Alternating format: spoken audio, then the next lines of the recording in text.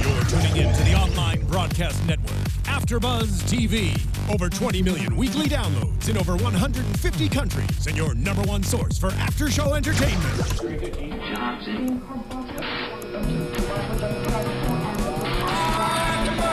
AFTERBUZZ TV, the destination for TV superfans. Producing after-shows for over 300 of your favorite TV shows. Interviewing celebrities and showrunners. And bringing you behind-the-scenes exclusives. All thanks to E! Entertainment's Maria Menounos, producer Kevin Undergaro, and internet leader Akamai.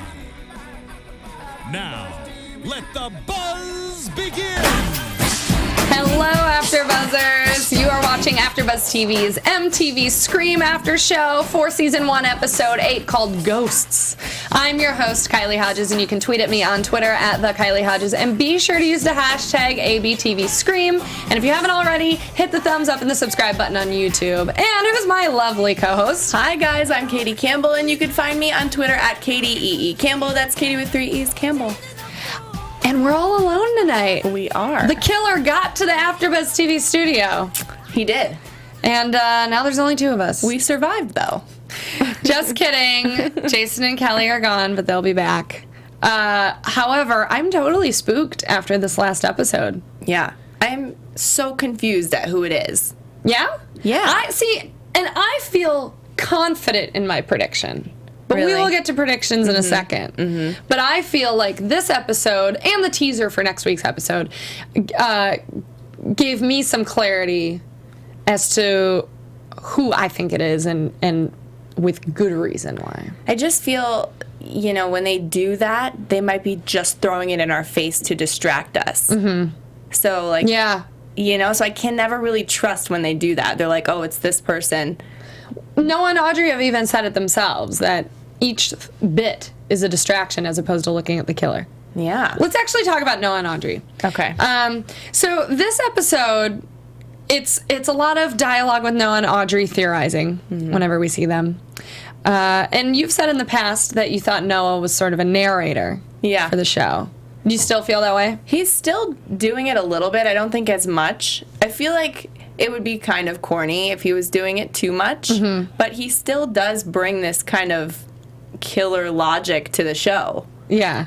100. Well, and he's explaining things for us, right, as we go through it. Do you think that he's kind of suspicious because of that? Because he likes that, or is it just like a weird quirk about him?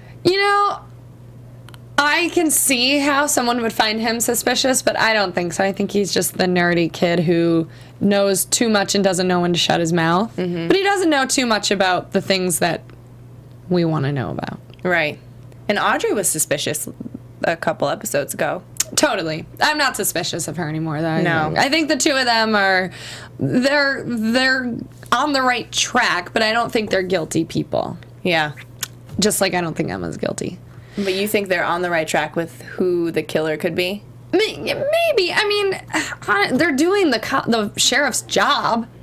Yeah. It's like when you have to have these teenagers spelling out clues for you, you should really reevaluate your qualifications to be a sheriff. But that's just a personal opinion. But so this episode, Noah and Audrey are really honed into Mr. B. Mm-hmm. And they think it's him. And we've talked about how we think it's Mr. B. Yeah, I never really thought that it was him, though. I just never was suspicious because I thought maybe that's too much like Pretty Little Liars, right? Mm-hmm. I just felt like they wouldn't do that. I don't watch Pretty Little Liars, but I gather. He was Mr. What was his name? Ezra, the teacher in that show, was A. So I just felt like it would be too similar.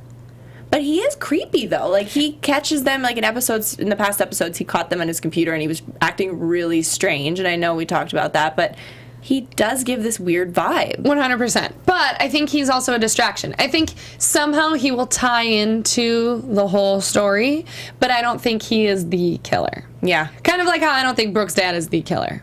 But, well, actually, let's talk about...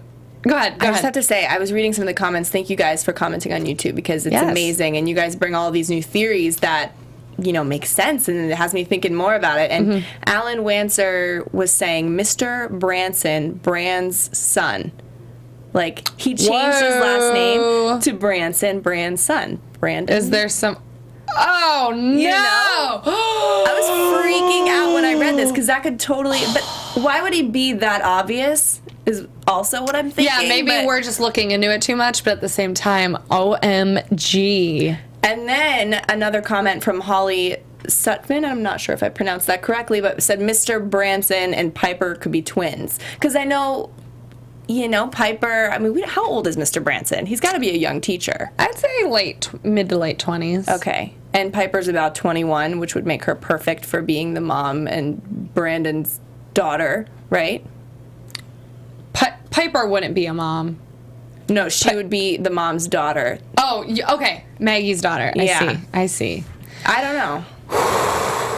All right, I'm just going to say it. My prediction is that the killer is the baby, Maggie's daughter, Brandon, James, and Maggie's, or son. We don't know. But how wild would it be if that person was Mr. Branson? Yeah. Man. And, yeah, but Piper is really suspicious, too. Is she? I'm less suspicious of her this week. But she could be giving information to the sheriff to throw people off of her track. Yeah, but so this information that she gave to the sheriff this week was what Brooke had handed to her. Mm-hmm. So it's not like she was hiding it, although it is weird that she waited to go to the sheriff until she had video evidence of the mayor. I mean, if I was involved in a situation like that, I would have immediately gone to the police. Especially, well, yeah, as an investigative reporter, like, you don't want to tamper with the story, and you want the right people to be handling it. Right, and she went home after she was knocked out and cleaned up, right? Yeah. Just a little bit. Last week I was way more suspicious of her. This week not. So how about you? I still think she's involved. Okay. I don't know. It's hard to say. We don't know much about her background. We found out today that her father has died. But we don't know. She mentioned that her father was murdered and the cops never really looked into it. So she told this to Emma. In this today? No. A couple episodes ago, she was talking to Emma. Okay. And she mentioned that her father was murdered and the cops aren't looking in, or they never looked into it. So that kind of got her involved in this whole killer podcast thing. You know, she's kind of got obsessed with that because of the situation when she was little. Mm-hmm. But the cops didn't really look into Brandon James' murder, quote unquote. I guess he was shot by the police. And I don't know. I mean, do we think that Brandon James even did the killing before? Because it seemed like the mom wasn't even suspicious of him. So that's still out on the table, although they didn't talk about it this episode. Mm-hmm. So maybe she's heard about that. And she's mad at the mom for keeping this quiet and giving her up, and that's why I think she's a little suspicious. There's a lot of open-ended things here. And she's talking to Emma so much, and Emma, I have no idea why it drives me crazy, but Emma tells her everything. But Emma tells Piper everything? Yeah. Yeah, it is weird that she confides in her so much, considering they really have no relationship. Mm-hmm. I mean, unless she was just a really big fan of her podcast. So there's the trust there in this persona that Piper has built up with her audiences. But it's just so weird that Piper always goes to her, too, and talks with her about these things and, kind of consoles Emma about this stuff. She went to the coffee shop and, was talking with Emma, and Emma doesn't believe that it's the mayor, even though people were suspicious this episode about the mayor being the murderer. Mm-hmm. And Piper encouraged her to find answers. And when she did that, I was like, oh, the killer wants Emma to find answers as well. They want Emma to know the truth. Right. So Piper is encouraging her, although she's consoling her. I see. She's encouraging her to do the same things that the killer is encouraging her to do. Right. So I still think fall into she's the killer suspicious. trap. Mm-hmm. Interesting. You can't trust anybody. No, you really can't. I want to talk about Brooke and her situation. We found out that her mom wasn't the body that her dad was throwing in the trunk of the car in that video we saw. And her dad, the mayor, is behind bars right now. He's a suspect. Mm-hmm. And I don't know. I know that we saw Brooke call her mom and be on the phone with her, but part of me is like, oh, is that the killer doing the voice? I mean, is she being tricked? Is her mom really dead somewhere? And the fact that Brooke gives up on her dad so quickly and then wants to run to hook up with Mr. B. It's just her character, though. She's been like this, but it's a little strange. I mean, don't you think she would go to her friends? And also, why is she suddenly so invested in Jake? Like, she was with him at the hospital, and they're, like, holding each other and crying when she tells him about Will. But she didn't really like him before. I think she likes this cat and mouse game with relationships, you know? So I think the whole him almost dying in front of her was like, oh, she does care about him. And maybe she doesn't love him, but she thinks that it could be more because she just watched him almost die and she's confusing her feelings. Because the way that she kind of said hello to him when he woke up was like, oh, she's into him. I think she's going to go down that road for a little bit. But speaking of that, I know a lot of people still think Jake is the killer. And the doctor said that they just basically missed vital, what was it?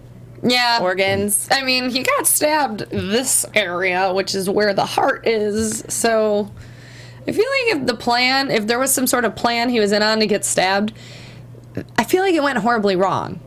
Because you wouldn't, if Jake was like, yeah, okay, you know, I'm in on it, killer, you can stab me, you would think they'd be like, stab me in the arm or something. Right. Not get really close to my heart. Or if he did it himself.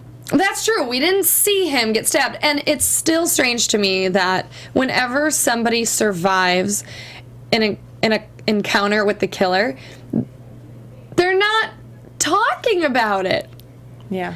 Brooke has been chased by the killer twice now, and she's never been like, oh, not necessarily the killer looks like this, sounded like this, you know, or Jake who got stabbed, why weren't they like, hey, Jake, what happened? What was the situation right before you were stabbed? Yeah, tell him about Will being split in half later. Yeah. Woof, guys, Will being split in half.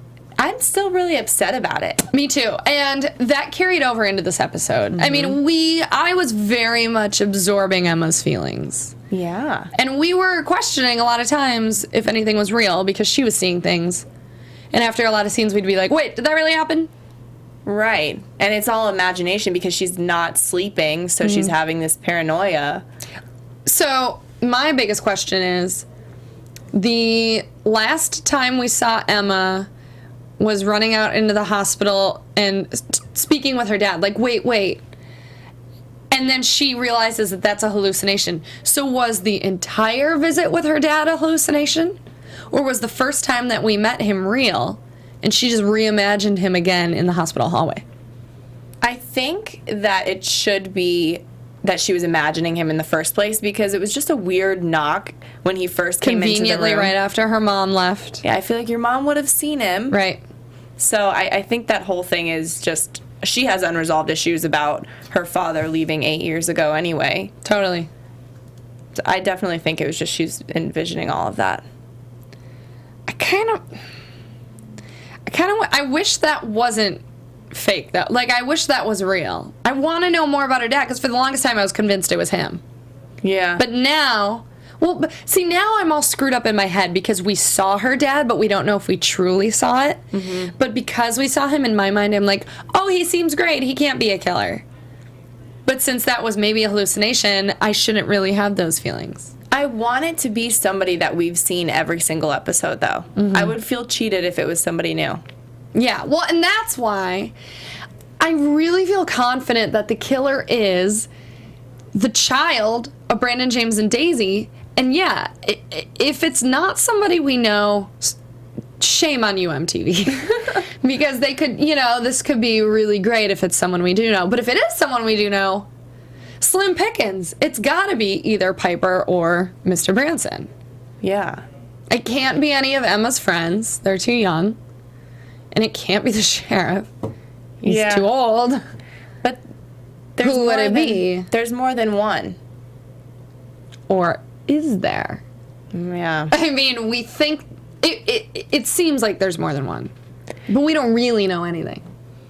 Also, don't you think at some point the police should have been able to find prints or anything? I guess maybe they're always wearing gloves, but there's no traces of him or her ever. You know what was really weird, though, is when Brooke was hooking up with the teacher, he disappeared, the killer appeared, the killer disappeared, and then he reappeared. And, you know... Totally weird. What if it is him, though, and he turned himself in to make it seem like he's not the killer? But how would he be able to keep killing people from jail unless he's, like... Unless there's another really killer. Good. Yes. Yeah, very true, very true. You think maybe he's like the crony of the real killer? What is that? And they're like in on it. So like he's in on it with the number one killer, and he's just kind of like the sidekick, and the real killer's like, all right, I'm going to need you to be a distraction and turn yourself in. You know what I'm saying? So that he's in on it, but not really the one. Like the main... In on it? Yeah. Maybe. Because I really haven't been suspicious of him until now. Interesting. Yeah. And because of next week's teaser, if anybody didn't see, but there's a shot of the killer right behind the sheriff's back in Emma's living room. Yeah. Which makes me think it can't be Mr. B because he's in jail. Maybe. But that's the whole point of there being two killers. Yeah. And maybe they're not working together. Like they're just revenge. Borrowing each other's outfits. They're getting revenge on each other for killing people that they didn't want to kill or something. I don't know. Mr. Branson does say hello, Emma, to Emma, though, in the same kind of way that the phone call does. And we haven't even had a phone call in a long time. So, actually, I want to talk about that because when Noah and Audrey were talking to the sheriff and some sort of info popped up on Noah's phone about Mr. B, that to me seemed like the killer sent that to his phone. You know how they'll just like send out random stuff? Yeah. Otherwise, how did he conveniently get that information on his phone right then? Where did that come from? When the sheriff pulled the phone out? No, before the sheriff showed up. After they opened up the air conditioning unit and Noah says something like, or maybe it was before they opened it, but he says, and now we got stats on Mr. B. His real name, Seth Palmer. Maybe he was doing some digging and he was waiting for the information to come in. Yeah. Yeah, so who said it, though? I think it was Pega, one of these last couple episodes, said that she thinks that he changed his name because of some kind of a scandal with a student. I agree. Which turned out to be true. Yeah, yeah. But what's weird is the fact that this 18-year-old student from another town ended up dying, and he was the prime suspect, so then he just left. Very weird. Which makes him even... That's way suspicious. Yeah. Way, way suspicious. I also, we had to rewind the episode and actually go back at the scene where the sheriff pulls out Tyler's phone when Noah and Audrey were talking to him, because we didn't realize that was Tyler's phone.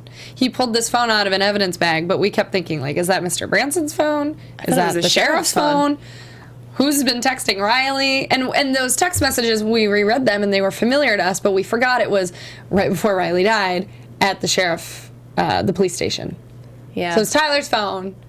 But it's weird that he's carrying all that evidence around in a bag like that. Yeah, exactly. Do they do that? I'm not a detective. Wish I was. MTV. I really want to say that I'm very happy that Emma has security detail with her everywhere. Yeah. Because I feel like this should have happened a long time ago. Yeah. And we don't have anything going, nobody's going after her, nobody's calling her. Right. Like, she's dealing with her own mental issues. Yeah. And I know we've talked about before, what if she's the killer and she's, like, crazy, and she doesn't know she's the killer. And she's I don't believe it. Yeah, I don't think that it would go that way, but it could be a possibility. Like, could be. Anything can happen. Yeah. And she's having these visions because she's not sleeping, but it hasn't been that many days. We don't really know. We were talking about this earlier. The time frame is a little screwy. To me, I'm assuming that Will got killed on, like, a Saturday and Emma showed up to school on, like, Monday. Yeah. Because everyone's, like, very surprised that she's back. And we haven't seen a funeral or anything for Will. We haven't seen that, and nobody was as shocked or as sad somehow. Like, when Riley died, everybody... The whole school was mourning. Yeah, everybody was mourning them. Mr. Branson was, like, being calm to the students. And then when Will died and everybody's at school, Audrey and Noah were in the back talking basically about him, about how he's kind of creepy, and he was just not sympathetic. The vibe is that everyone is more concerned about Emma than the death of Will. Yeah. I feel sad. Yeah, 100%. I really liked Will. Also, what is that keychain that we saw? I don't know. And then we saw it in the hospital. It was like a weird heart thing. Yeah, and Will is giving it to Emma in her visions with covered in blood, right? And Daisy had received the pig heart. Yeah. And in her other visions of Will, he's like squeezing a heart in front of her. And is this just some crazy metaphor of like Brandon James saying like, you broke my heart? Because that's real cheesy, if it is. Somehow she knows the truth? Yes. I also don't get that. Yeah. Maybe. How is it that her own mind is giving her clues? Because if she hallucinated her dad in the hospital, that means her subconscious knows the answer and is trying to inform her conscience.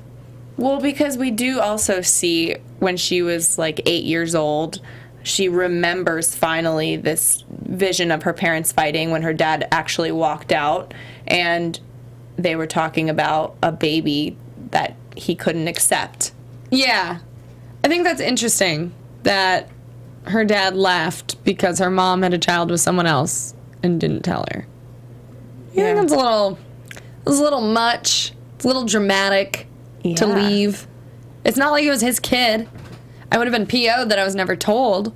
Right. But you had to leave? He cheated on her with her best friend, according to Maggie. And that had to have been... Let's see. So we find out that Emma said her dad left 8 years ago. So Emma's like 17 now. 8 years before that, she was 9. So the other child at that point had to have been at least 10 years old. Yeah. More. Probably way more.